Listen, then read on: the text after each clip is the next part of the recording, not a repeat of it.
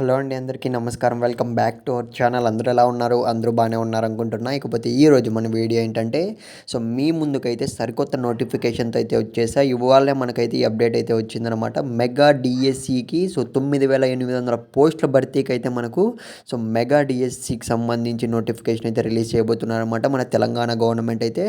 ముందుగా మీరు ఎంతమంది ఈ డిఎస్సి నోటిఫికేషన్ కోసం ఎదురు చూస్తున్నారో ఒక్కసారి అయితే కామెంట్ అయితే చేయండి.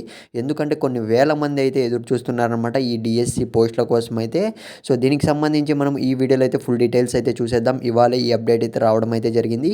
దీనికి సంబంధించి మీకు ఎటువంటి చిన్న డౌట్ ఉన్నా కామెంట్ అయితే చేయండి. ఇకపోతే వీడియో స్టార్ట్ చేసే ముందు మీరు ఇంకా మన ఛానల్ సబ్స్క్రైబ్ చేసుకోకుంటే కొంచెం సపోర్ట్ అయితే చేయండి. ఎప్పటికప్పుడు మీకు ఇలాంటి ఇంపార్టెంట్ అప్డేట్స్ అయితే ఇస్తూనే ఉంటాను, తెలుస్తూనే. ఇక మనం ఏమాత్రం ఆలస్యం చేయకుండా వీడియోలోకి అయితే వెళ్ళిపోదాం.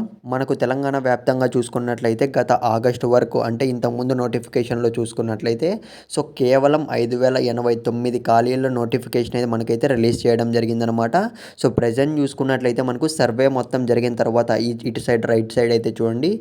జూలైలో మనకు మంత్రివర్గానికి విద్యాశాఖ సమర్పించిన ఖాళీలు చూసుకున్నట్లయితే ఆగస్టులో విడుదలైన నోటిఫికేషన్లోకి ఎన్ని ఖాళీలు అయితే మనకు ఫుల్ డీటెయిల్స్ అయితే ఇచ్చారనమాట. ప్రజెంట్ చూసుకున్నట్లయితే క్లియర్గా అయితే మనకు తెలంగాణ గవర్నమెంట్ నుంచి అయితే అప్డేట్ రావడం జరిగిందనమాట. మెగా డిఎస్సికి శ్రీకారం చుడుతూ 9,800 పోస్టులు ఖాళీ ఉన్నాయన్నమాట. దానికి సంబంధించి మనకు దగ్గరలో అయితే నోటిఫికేషన్ అయితే రిలీజ్ చేస్తారు.